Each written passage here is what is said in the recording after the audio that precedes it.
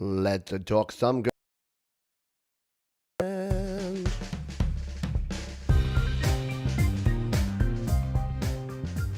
Yes, welcome to GarageBand Weekly, your one-stop shop for all things GarageBand. My name is Pete. This is Studio Live today. In today's show, we're talking M1 Macs again because the reviews are in. Folks have got their hands on them, including a member of the Studio Live Today community. More on that in our feature segment. We've got some news and views, an app of the week, a tip of the week, and a whole lot more coming your way. But if it's your first time here, and you're a GarageBand user or you're GarageBand curious, as we like to say, then welcome. My name is Pete, and this channel, Studio Live Today, my goal here is to help you create, record, and release your best music. We do that through tips, tricks, tutorials, and live stream video shows just like this one. If that's your bag, consider subscribing. Join the fun. Speaking of subscribing and joining fun, congratulations. The GarageBand Users Facebook group just capped 10,000 members. Can I get a golf clap or some sort of round of applause for the folks over at GBU, the admins and the mods? And yes, I am one of them, so I'm totally biased. But the team of mods and admins there are such good people. They're so supportive, and every member there, every user there is there for the right reasons to help other people learn how to use GarageBand to the best of their ability, learn how to create music using this wonderful app that we like, which is free. And it's free to join the group too. So you can join a free group, learn how to use a free app. Everybody wins. That's my view anyway. Hello to the folks who are here live. If you've got questions, we've got answers, or at least we'll try. So do throw your questions in the chat here. And when we get to the Q&A section, we will come and jump on that.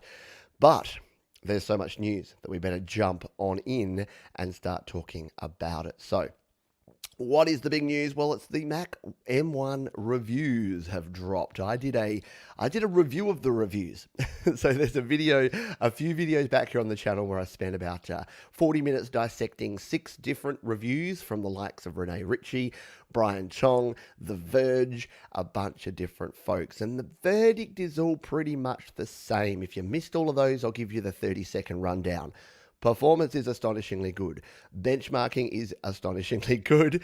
And everyone seems to be super impressed with all 3 of the new M1 Macs. And again, if you're just catching up, Apple released 3 new Macs, the M1 Mac Mini, MacBook Pro, and MacBook Air. They are running a system on a chip, which is an integrated processor, GPU, graphics processor, central processor. And despite the fact that a lot of folks, including me, thought that this was a bit of a this is like a first edition. This is going to be a Gen 1 bit of hardware. Is it really going to cut the mustard, so to speak? Apparently it is. And apparently the reports and the reviews back so far have been pretty good. Down in the description, I've dropped a link to something that Jade Star put me onto, which is for audio producers. So if you are an audio producer, and many of you are, then you might want to check this one out. It is a YouTube content creator, a mixing mastering engineer who is using Logic on the new Mac Mini, the very base model, the 8GB Mac Mini. And they ended up running something like 128 tracks and over 1,000 plugins at once. And it didn't skip a beat. It just kept doing its thing. And then when they rendered out the project, it rendered out 4 times faster than their previous Mac Mini. So yeah, there's a lot of interesting benchmarks, like it performing better than the old Mac Pros and even the 2019 MacBook Pro 16-inch, the big one with like the 32 gig of RAM and the dedicated graphics. So yeah, all signs point to goodness at this stage. However, the proof will be in the pudding. And my pudding arrives today. So yes, the next bit of news is that I bought myself a Mac Mini. It is on its way. It's the absolute base model. And I mentioned sort of on last week's show and in a couple of shows that I wanted someone just like me to use one so I could see how it worked and how it went in a real world scenario of content creation, of video editing, of audio editing, of live streaming. And I thought, who better to test to see if it will work for me than me? So I'm officially taking one for the team. And thank you to everyone who supports this channel, because without your support, there would be no cash in the Studio Live Today fund for me to go out and buy myself a shiny new Mac. But that being said, The reason, if in case you're wondering, you're like, Pete, you're a PC guy, you always have been. I'm like, yes, I know. Why are you buying your first Mac? And should I consider buying my first Mac? Well, that's what we're going to rant about in our feature topic. So you have to wait till then to find out about that. Other big news is that GarageBand 10.4.1 has had its big update. So yes, and finally, it hasn't happened until Patrick over at the GarageBand Guide has reviewed it, right? So GarageBand Guide review down in the description. I know many of you would have watched it already. I've watched it. It is cool. It'll take you behind the scenes and let you know the good, the bad, and the ugly about the new update. But here's the highlights reel to whet your appetite so you can then go watch the video. So we've had a whole new GUI, graphical user interface redesign in GarageBand. Here's the weird thing though, Logic Pro didn't get it. So it's just GarageBand that's been updated. Logic Pro still has the old look. Go figure. Who knows? Apple's sort of Logic and GarageBand strategy has been a bit weird of late, but we'll see what happens with that. Everything's in the same place and works pretty much the same way. And look, that's a good thing. When companies redesign things and they just shift things around for no other reason than aesthetics and for just having a new look, it really pisses me off, to be very honest, because yeah, look, I understand change. I like change. Change is required. And if it's going to make things better, yeah, I'll take some short-term pain for some longer-term gain. I think that's what Facebook are trying to tell me right now with their redesign. Anyway, I'll take that. But don't just shift things around and change things for change's sake if it's not going to have an impact. So good on you, Apple, for leaving everything in the same place. The biggest new feature is the new track colors. So on your Mac, on your GarageBand Mac, you can change your track colors. In fact, why don't we... if you've missed it, if you missed Patrick's review, it looks a little bit like this. I don't know why I'm just going to show you this, but here is what the new Mac looks like. The new Mac version of GarageBand. We'll just play a little bit of this in the background as we go without the audio so that we're not going to infringe on the GarageBand Guide copyright. But there you can see you've got your nice little interfaces and you can change your track color and you can change your track icons to even assign the old icons. So that's a pretty cool thing. If you are in love with those old 3D icons and you don't want to use the new boring plain Apple 2D icons, you can go ahead and change all that. You've got some changes to the typing keyboard and the layout of that there too. So cosmetic changes, yeah, nothing to write home about there. But here's what there is to write home about.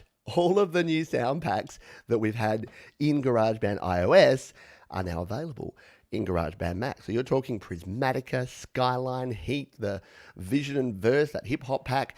So if you have been sitting there on your GarageBand Mac feeling super furious that you don't have all of the cool sound packs that iOS seems to have been delivered, guess what? You've just caught up in a big bad way. What else is new? They've removed the media browser, so you just now need to drag and drop your media into your projects. And Patrick did talk about a key commands bug. So it does pop up when it starts and says, hey, do you want to use these new key commands or do you want to use your old ones? And whatever you choose, it just keeps the old ones. So goodness knows what's happening there. Probably a bug, as Patrick has alluded to. So that's your news, M1 Mac reviews. I'm buying one. Are you? Let me know in the comments or in the chat here. And GarageBand Mac, which I will get my first look at today. How cool is that? In fact, my first ever Mac that I've ever bought. Speaking of which, let's jump in to the feature topic, which is, should you follow in my footsteps and buy your first Mac? First and foremost, I don't know yet because I haven't tried it for myself, but I should know pretty darn soon because it's supposed to arrive today. If all predictions are correct, it will arrive today. However, someone who already has a Mac M1 is our friend Scott, who is a part of the Studio Live Today community. And Scott says, I've been lucky to have an M1 for a few days. Really impressed with it. I ran the logic test and it's super fast, which is really good to see. And Scott's shared a few videos with me, which I'm going to show here now. So thank you to Scott again, who's again taken one for the team. We've got not just myself being guinea pigs, but Scott's been a guinea pig too. Let's bring up what Scott's been running here. So here is a video that Scott's taking a look at some audio units, some AU plugins. Is that frozen? I don't think it's actually playing there. See, this is the thing. I need I need a new Mac to be able to run this. Okay, so that's frozen. So the best laid plans, hey, but I think there's I think you've got an image file here too that you've shared. So we'll jump into this one because it might actually show here. I think it just ground to a halt there when I did it. Yeah, so this will give you a bit of an idea. So Scott's been testing it. He's been trying out which AUV3 plugins from the iOS world actually work in Mac. And it's been a bit hit and miss, I think, Scott, to say the least. So if we jump over here, we'll just pop your comment out of the way there. So you can see here, here's all of the different plugins, all the different Apple plugins. And you can see things here like stereo lag and VBO1. Over here, compatibility, failed validation. VBO1, though, successfully validated. So go figure. So you've got some AUV3 plugins that are working, some that aren't working.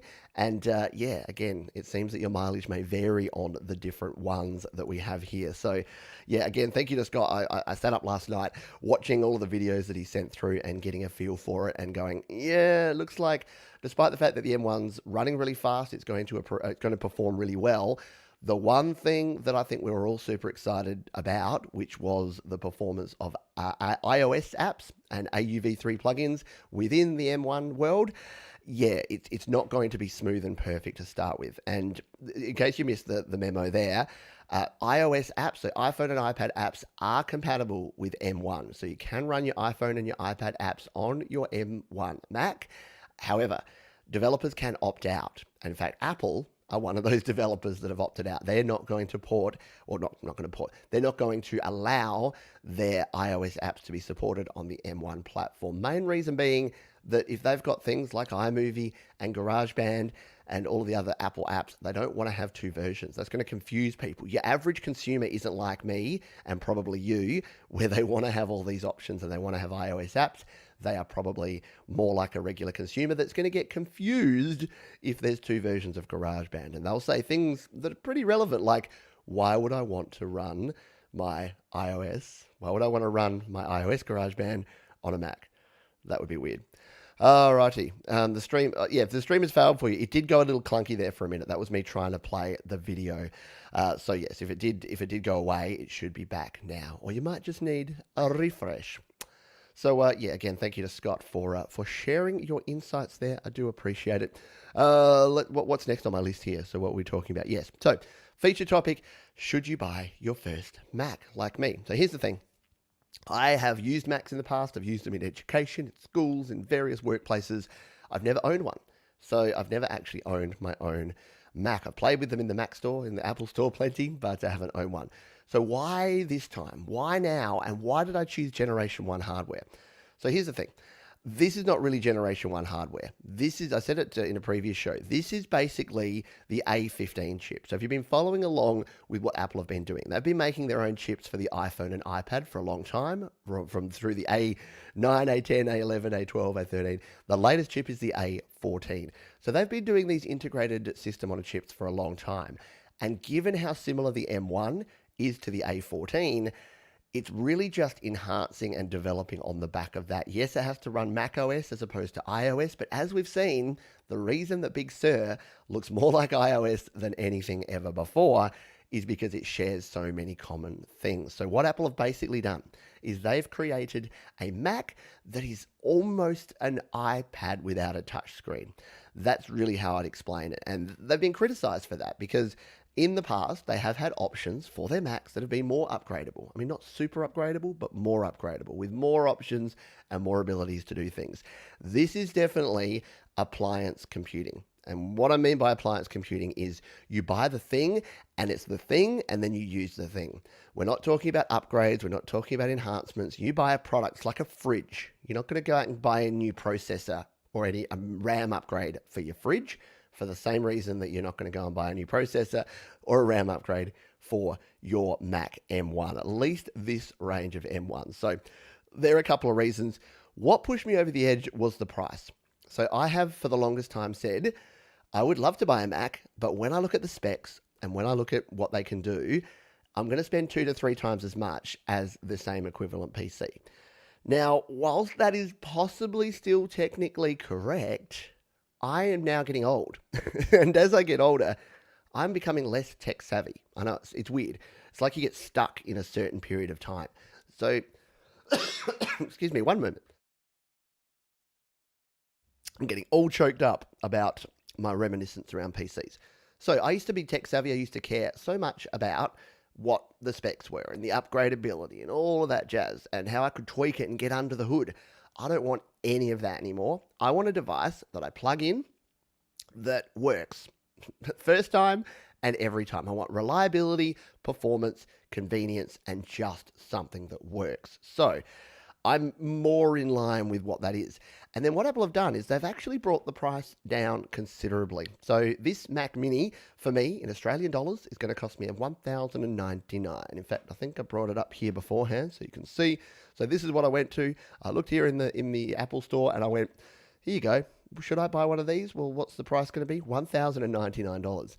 Now, in the past, any sort of Mac that I've been considering has been in the 1,500 to 2,000 to 25 to 3,000 for a Mac that's going to perform.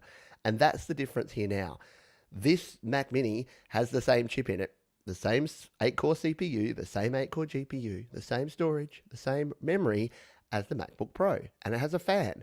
So it's basically going to perform like the MacBook Pro.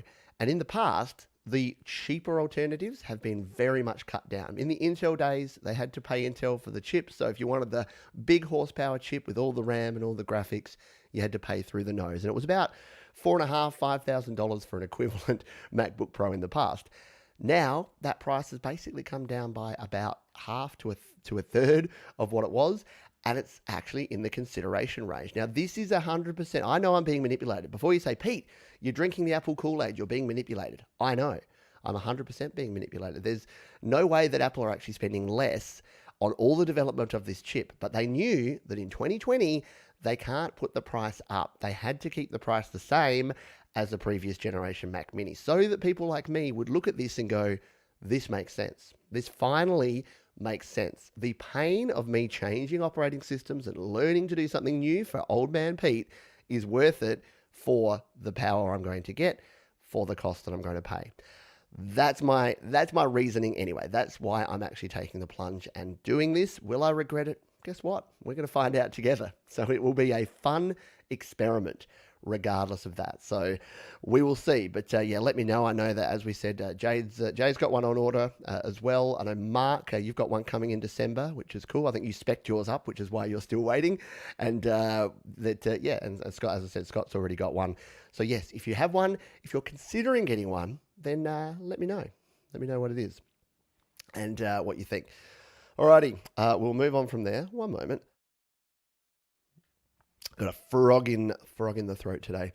So, my rant of the week this week is, and I don't know how I feel about this, but I'm going to put it out there. The biggest disappointment, I know it's very Mac M1 heavy. Don't worry, our plugin of the week and our tip of the week are Mac iOS. So if you're an iOS user, just wade through this Mac talk. But hey, it's all relevant and it's all related, hopefully. So my rant of the week. Apple not allowing their iOS apps on Mac. I said before that it makes sense from a consumer standpoint, and not very many people are going to be like you or I that are going to want to run our iOS apps. But it does sort of point to the fact that, as usual, and if I was going to be critical, I would say Apple are telling us what we can and can't do with the hardware by limiting on the software side. Now, that's both a good thing and a bad thing. I must admit, when I first got my first iPhone, after being in, I never had an Android. I went straight from Nokia, or Nokia, as we call it here in Australia. Nokia, got a Nokia. Oh, I've got my light on. Turn off. Go straight from a Nokia smartphone to an iPhone. So I didn't even do the Android thing. But the one thing that I did not like when I first started using iOS is that it locked everything down. And yes, you can jailbreak, yes, you can do all that. But you can only install the apps from the App Store. That all being said, I actually like that now. Like I said, old man Pete wants convenience. I like the fact that I don't have to think. Apple do the thinking for me, and I don't have to work out, is this app going to brick my phone? Is this app going to steal my data? Yes, it still may if something slips through the cracks, but I at least know that there's that layer of Apple that are protecting me. So the question is, should that layer of Apple protect us from ourselves when it comes to iOS apps? Should Apple have opted out of porting? It's not porting because it just runs them, of allowing their iOS and their iPad apps to run on the Mac M1, or should they have opened it up and said, maybe you have a tick box. And this is what a lot of folks have been saying. They're like, just put a tick box there, Apple, and say, I accept that this might be a bit weird and clunky. But here's the thing. I don't think Apple want to do that. I don't think they want people to have a poor experience, even if that person says it, because you know what's going to happen? They're going to be like me. They're going to go onto the internet and they're going to show how badly GarageBand iOS doesn't work on the M1 architecture. So I think that's what it's going to do. We've also talked in the past that they're just different ecosystems and they will come together eventually. But at the moment, yeah, there are differences. So we talked about, let's show an example here. We'll show a live example here because our friends over at GarageBand make plugins, and they make plugins for both the Mac, or both AU for Mac, VST for PC, and AUV3 for your iOS products. So let's come over here to the GarageBand website and take a bit of a look here. So we've got like their new shaker percussion. I actually have this app. I haven't tried it yet. They're shaker percussion. So let's come in here and have a look, because usually they'll release these as two different versions. And yes, they haven't disappointed me. Mac OS and Windows, $49.99. iPad, $19.99. So 2.5 times, and that's about on average. Most of your plugins are about 2.5 times the cost on the desktop as they are on iOS. Now, this isn't because the iOS versions are inferior anymore. Quite the opposite. They're usually on par exactly with what is actually available in the desktop versions. We have just been lucky because of the 99-cent app culture that came out when the App Store was launched. Developers just simply can't charge the full price that they should be charging for their apps. So they have to heavily discount them for mobile, because despite the fact that there is no quality difference, the perception quality difference is still there. So all of your apps are going to be cheaper. So that's the other reason that I'm seeing here, is that they're not going to go down this path of just having one app, because developers are not going to make enough money back to continue to pay their people and continue to develop apps. So yeah, what do I think here? I don't know. I'm more interested in what you think, is whether you think that it won't happen now. Apple are not going to open up their iOS apps to Mac M1, regardless of what we say and how much I rant. That's my view. But yeah, why wouldn't they is the question. Good news front, Scott, again, who sent me some videos and tested this out, confirmed that Auria Pro is available. Now, whether that's because they deliberately did it or they just forgot to opt out, who knows? But when I get my Mac today, hopefully today, fingers crossed, I will check that straight away. But one of the first things I'll try is Auria Pro on the Mac. And Cubasis, no sign of it. And so it sounds like Cubasis have indeed opted out. That doesn't surprise me, because Cubasis sell a desktop app called Cubase. So they don't want their mobile apps being used on a desktop device. So there you go. What do you think? I was super excited. Here's why I was excited, because as you probably know, here on this show, I do some demonstrating, and I'll be using it in just a few moments, where I actually put my iPad screen up here, and I have to use Reflector 3 and do a bunch of clunky things and jump through hoops so that I can show you my iPad and play stuff here. There's a bit of lag, the frame rate's not great. If this was all on a Mac M1 and I could just have GarageBand iOS running natively on my other screen and just share that screen, how much better would it be? It'll still probably be a lot better. I'm looking forward to testing it out, of just airplaying my iPad directly to my Mac M1. If all the reports are correct, I should be able to run StreamYard in a Chrome tab, have the other screen with a mirrored version of my iPad, and everything should run pristine. Will it? Well, guess what? We're about to find out. Sion says around the app prices. Yeah, that's the main reason I bought lots of iOS apps. Yeah, exactly. And it's the thing. People probably own, if you're like me and you've done desktop recording and then you've done iOS recording, you probably spend about the same amount. You've probably just got 3 times as many apps and plugins, and probably 2/3 of those which you don't actually use. So if anything, the cheaper apps and the 99-cent plugins and the $1.99 plugins means that you just don't think about it. You just buy them and put them in there, and then, yeah, if you're anything like me, you don't use them. We will see so. Gino Therese, hello, how are you? This is off topic, but I got a Spark 40 amp. Rock on, my friend. I'm excited. Yeah, I know that Jade Star has the Spark and has demoed it on her channel. Jade, if you're watching, I know you're preparing for your show, drop your link to the Spark amp. I know it's not specifically GarageBand related, but it kind of is. It's made by our friends over at Positive Grid, and yeah, it's a very cool little hardware device that uses some cool amp modeling if you've never played around with it before. Alrighty. Tom Rochelle says, it's like a Ferrari. You may not need that much horsepower, but it's nice to know it's there. I know, and I'm going to feel that way too. I think I'm going to get this M1 and I'll test it out, and people will be like, yeah, you can run 1,000 tracks of Logic, and Pete will just record his 8-track GarageBand projects with like 2 plugins, and it will just sit there going, yeah. But hey, you know what? If it does that and it doesn't have fans running and it's not 10-year-old hardware that may, die at any moment, then that's got to be a good thing, yeah. Let's move on to our tip of the week. So for our tip of the week, we are going to jump over here and we are going to do some garage banding, because there was a thread on the GarageBand users group this week, and I get asked about this a whole lot, and that is volume levels. And is it okay to be in the yellow, the orange, the red here in GarageBand when it comes to volume levels? So let's play around with this. Let's do some experimentation, shall we? So why don't we chuck on our autoplay here and just record in a couple of loops here. So I've got this 80s sync lead. We'll hit the record button and hit this one.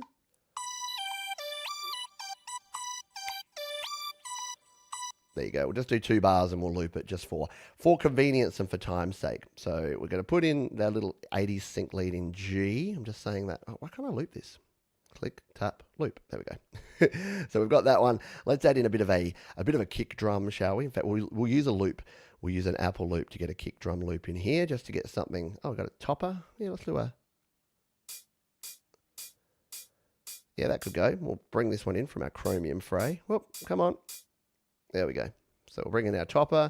Let's get a bit of a kick drum. Oh, again, we'll go with our loops. A bit of a kick drum going on in here. Sorry. In hindsight, I should have set this up earlier, but hey, you get to see the random way that I bring together a track here. As the big room kick. There you go. Let's bring the big room kick in there, because that's a nice loud one. And then let's find some sort of bass one, shall we? So again, we're going to go very simple here. We're just going to type in bass.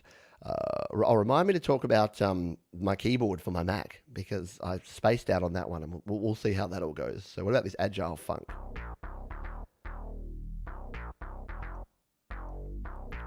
Maybe. Let's try it. So we'll bring these in here and play. Yeah, the problem is that this isn't going to be in the right key, because this puts it in C. What if we just transpose? C to G is down 3 semitones, is it?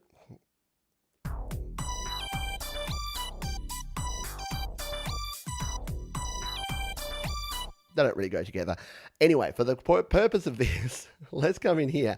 Now, by default, these are all set at what is basically 0 dB. Now, you don't have dB markings here, but basically that's at your 0. This goes up to about plus 12 if you go there. If you double tap, it's back around to 0 or unity gain. And then as you go down, it's into your minuses. It's not exactly that because, again, it doesn't have any of those labels. If we hit play... looks okay, yeah, because everything's just there in the green. Our overall meter up the top here is still hitting the yellow a bit. So here's the problem though. As soon as we go to like 8 tracks or 16 tracks, this is going to start getting a bit intense. What I see a lot of people do though is they're like, oh, I can't really hear that kick drum and I can't really hear that bass. And they turn them up like this, and then you get something like this going on.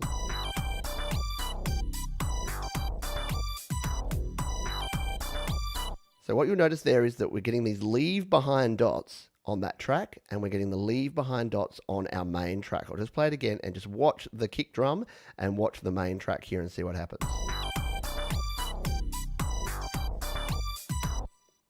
So you're getting those leave behinds. Now, anytime you have that, it means that you are going over the maximum amount. You're going over 0 dB, and that is not good, generally. Now, here's the thing. The reason that people do this and they crank up their volumes and they get away with it for a long time is that as long as you're not clipping overall on your overall mix, then it's okay. However, you kind of let into a false sense of security, because with Apple loops and with virtual instruments, they will protect you from yourself. They will use auto limiting to make sure that even at the highest volume, they're not going to actually cause any problems. But what you're going to start hearing is you're going to get a pumping sound coming in. So let's just play these all at maximum volume again.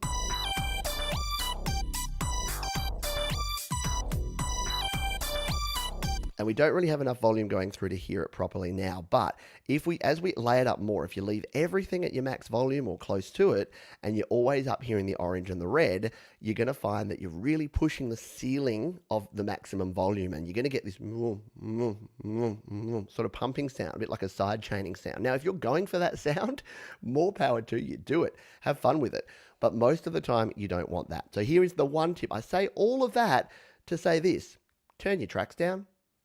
There's nothing wrong with having your tracks down here or here. This is absolutely totally fine, especially if I was going to build this out and make it 16 tracks or 32 tracks. If they're all even up here, then it's going to overload. You want your tracks. Remember, every time you add a new track, you're adding more amplitude, you're adding more sound, more pumping sound is being pushed out. So if you have it down here, is that okay? Oh, but Pete, that's too wussy. The sound has got to be loud and pumping. Well, yeah, except guess what? GarageBand brings it up to 0 dB anyway. GarageBand has auto normalization. So if I export this at that level or at that level, then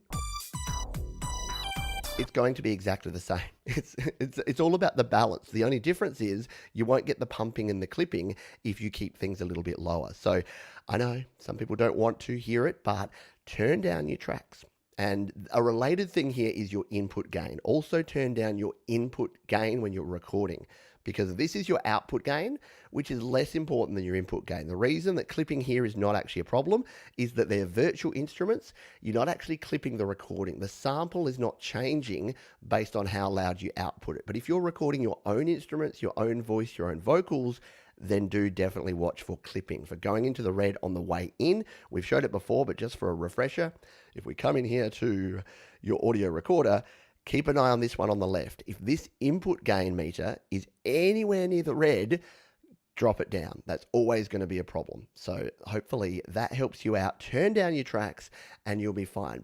And if you want more volume, guess what? Turn up your monitor speakers. So if I've got these down at a low volume, so say I'm listening to them down like this, and I'm like, oh no, I can't, now I can't hear it. Guess what? Now I can. So keep that in mind. You can turn up your output volume of your speakers or your headphones so that you can hear your tracks. Don't just turn up each track until it goes to 11. As Mark says, but this goes to 11. Resist the temptation to turn your tracks up to 11. Trust me, you will get much nicer sounding mixes in the long run. Gary Hub says, might be a new audio interface in my future. My mum wants to buy me something related to recording for Christmas. Can't think of anything else. Do it, my friend. You know what? I think that you would really dig the iRig Pro IO. I know not a lot of folks, some people will think that it's not as good in terms of the preamp for the microphone. So yeah, if you want a full setup, obviously, you know, Steinberg, Focusrite, they all make good stuff. But the iRig Pro is actually a good portable. I know that you'll be out there in the parking lot. You'll be able to plug in your iRig Pro IO. Alrighty, let's move on to our plugin or app of the week.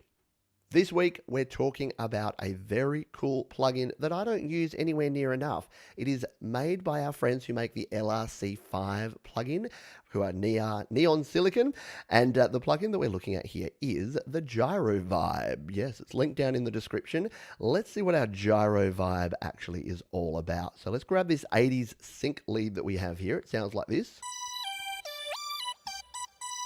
And let's vibe this up, shall we? So what we can do, as always, we tap on our plugins. We go plugins and EQ, and we hit edit. Let's add by pressing on a plus. We'll go to audio unit extensions, and we'll come on down and realize that we haven't got it installed on this iPad. This is fantastic preparation, Pete. Well done, sir. Please hold the line while Pete goes to the App Store and downloads this app. There you go. I did this on purpose so that you'll be able to see what it looks like here in the App Store. Yes, let's go with that. I do my testing on my iPhone, and I just assume that I have the same stuff on my iPad. Sometimes I don't. So we're going to search Gyro Vibe in the App Store. Here it is. Here's where we can get it. There you go. It's a vibrato chorus filter effect. We're going to tap on that one and download it. Look at that cool little logo. It's like a little purple sun. It's amazing. All right, so that's loaded in now. We should be able to switch on back to GarageBand. And this will be a good test. I've never actually tried that. If you install while you're running GarageBand, does it now pop up? I don't actually know. Let's find out together. Yeah, it does. Cool. Nice work, Apple. So we'll tap on the Gyro Vibe. We will open it up and yeah. So the interface is not exactly beautiful. There's a bunch of stuff you can do in here, and I'm going to have to lean in here because it's hard to see because it's a small interface. So we've got the filter here. So there's filter names, and you can change up the different filters here, or you can actually dial in and change all of the different options here by adjusting them like that. You've got an LFO here as well, a low frequency oscillator that you can play around with. You've got a chorus effect, and you can decide the type of sine wave, whether it's got teeth or not. And then you've got some output, some dry, and some effect levels. So play around with that. We probably don't have time in this show to go it. If you want me to do a full review, maybe we'll do that. But like most plugins, a good place to start is your presets. So let's tap the presets here, and let's go with something like a vibraflange on this one. So let's take a listen to the preset, the vibraflange here on Gyro Vibe.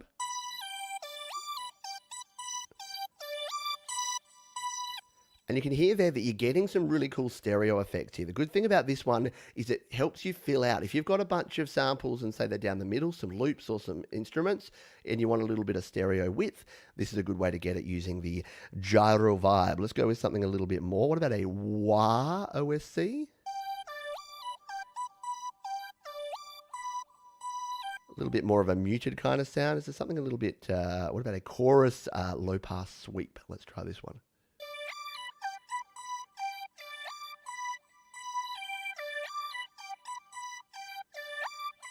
Pretty cool, yeah. And the thing is, you can use this on your synth instruments. You can use it on other things. Like, let's chuck it on the bass here and see what it does here. We'll go back to there. We'll go to here. We'll scroll on down to the Gyro Vibe. Free, by the way. Probably buried the lead on that one too. Free plugin here for GarageBand iOS. So we can come here to Gyro Vibe. This time, let's play around and let's go with stereo gyro phase. This sounds cool. Listen to that. Can you hear that? Can you hear that sweeping left to right? So you have the filter coming in and out, and you've also got a stereo sweep. How cool is that?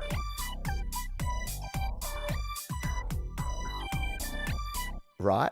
And the one cool thing I was experimenting today that I found is if you want a bit of a, more of a tuned kick sort of sound. So at the moment our kick sounds a bit boring, right? It's this. Not doing much, right? Let's add some Gyro Vibe flair to it, shall we? Listen to that. You got like that kind of doubled effect. Let's go with some sort of like phaso vibe. Different sound, yeah.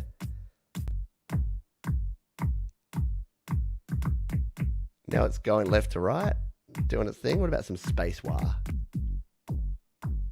There we go. Bring it on back.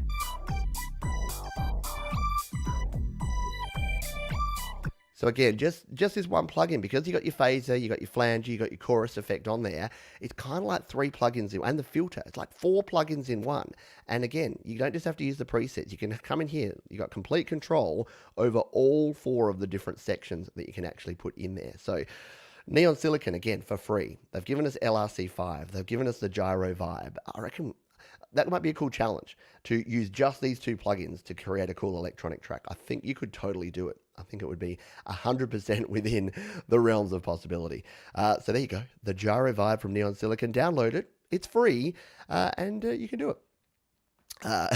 We've got Andy asking for advice here on an audio interface. So let's just jump in here. So Andy Goldsby says, Focusrite Solo has been a revelation for me, Gary. Recorded my first dual track acoustic the other day. Amazing quality. There you go. Well done. Yeah, the Focusrite Scarlett Solo, the Steinberg UR12, which is what I'm a big fan of, or you can get the 2-channel version, the 2i2, or the UR22C. And they are just both really good quality interfaces. Excellent preamps, excellent guitar inputs, good outputs, just solid all-round performers and built like tanks. That's what I love about both Focusrite and Steinberg. No plastic stuff, no wobbly knobs. You know you don't want your knobs to be too wobbly. There's also, the Audient 4x4, which is good. Patrick was talking about, I've forgotten the name of it. Someone's going to remember. But Patrick's got a new interface, which looks super cool as well. So, have a look at what that one is. But yeah, there's a heap of options out there. So there you go. Gary's been getting all sorts of advice there about his interface purchases. And if you, sideways self-promotion, if you want to check out all of my recommendations for gear for your home or mobile studio, jump over to studiolivetoday.com/gear. That's got all of my recommendations. Righty dokey, I do say righty dokey a lot. We are getting towards the end of the show. I only have one more thing to share with you, and that is our resource of the week. And now, because I've just updated it, speaking of the Studio Live Today website, I've just updated our GarageBand iOS FAQs. So if you're new to the channel or you just need a little bit of a refresher, yes, the Motu M4. Thank you, infarction. It is the Motu M4 that Patrick has been talking about, which maybe I need to check out. Once I've recovered from the dent that the Mac is going to put in the Studio Live Today gear fund, maybe I check out the Motu M4. Probably 2021. If you want to learn GarageBand iOS, and who doesn't, or if you want to brush up on some things, go over to studiolivetoday.com/GarageBand. It's my GarageBand iOS FAQ. Right up the top here, these are 5 things that you will want to know. So our What is GarageBand video, how to start a song in GarageBand, how to set up a song, the Quick Jam series, 75 at last count, quick bite-sized chunk videos, all about how to use the different elements in GarageBand iOS, and my GarageBand iOS Essentials that covers things like connecting an audio interface, mixing, mastering, adding plugins, and all the rest. And then you've got a handy-dandy guide down here in alphabetical order of all the different things. So you can take this one at a time and just learn something new every day. Or, of course, you can search this if you've got, say, I want to learn about automation. There you go. You've got a link there, how to use automation, and 4 videos all about the different ways you can use automation. We've also got a link, because I don't cover GarageBand on Mac yet, maybe after today we will, you've got a link there to the GarageBand guide, which is, of course, my recommendation for GarageBand related goodness as well. So studiolivetoday.com/GarageBand. Jade's already onto it. I don't even tell her in advance what I'm using, but she already knows. She's psychic. She knows what I'm about to plug, what I'm about to shill here on the show. Coming up next, guess what? We've got a premiere video. Yeah. So for this month, for the month of November, as you may be aware, StreamYard's who I'm using to stream. DistroKid have been sponsoring the channel. They've been kind enough to sponsor 4 weekly videos here, all about how to release your music. So we've covered your music release checklist. We've covered how to actually use DistroKid, the hyperfollow feature, how to use Teams, so how to collaborate with DistroKid, which is something that I did with Jade Star recently. And the very last one is probably my favorite. It's the 10 features of DistroKid that you may not be aware of. So if you are a DistroKid user, this one may actually have some things that you don't know about. And if you're not a DistroKid user, well, guess what? You're going to learn some new things in this video. So it's going to premiere straight after this one. I'm just trying to find the link. I'm stalling for time because I'm going to grab the link here. So Jade will probably beat me to it. I was just playing back my own thing. So I'll drop the link here for those who are in the chat. You can jump over there because in 2 minutes time, the premiere kicks off. So we're going through 10 different features. There's some cool stuff in there about how to get your music on playlists, how to add lyrics to music, some fun stuff like the Dave AI that analyzes your music, and a whole lot more. So won't you join me, please? So that is in 2 minutes time. So I'm going to jump straight from here to there. The link is down in the chat here. And then we will be premiering that video. And straight after that one, it doesn't end there. We got How to App with Jade Star. So I forget what Jade's covering. She'll let you know in the chat of our next video, the premiere video that we're jumping over to right now. So thank you for those who have been here live. If you're watching on the replay, we love you just as much. Leave your comments down below. Got some value out of this one, learnt something new, had some fun listening to me rant. Hit the thumbs up button. It is free to do. We will not charge you to like this video. And I will see those who are here live over on the premiere video in just 1 minute. So go grab yourself a cup of tea, get yourself a beverage, a bicky, and head on over there now. Thanks everyone for being here on this show. Please be kind to yourself. Be kind to other folks. Keep creating and rock on. Take care. Bye.